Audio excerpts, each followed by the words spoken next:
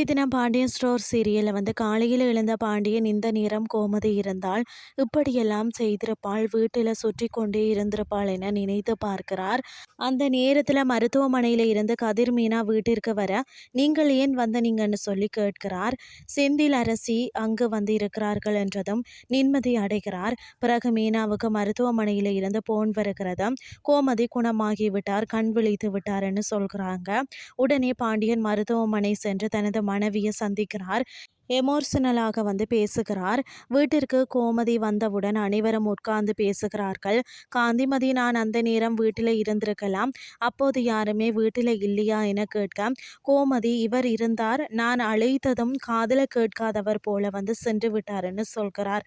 உடனே பாண்டியன் சிரித்தபடி, என்னிடம் பேச நீ என்னென்ன நாடகம் எல்லாம் போட்டாய், மூச்சு முட்டுது, காஃபி கையில் கொட்டி கொண்டேன் என எவ்வளவு நாடகம் போட்டார், அப்படி இதுவும் ஒன்றே அப்படின்னு சொல்லி நினைத்ததாக கூற மற்றவர்கள் அனைவரும் சிரிக்கிறார்கள். ஆனால் கோமதி கோவப்பட ராஜி மீனா மௌனமாக இருக்கிறார்கள்.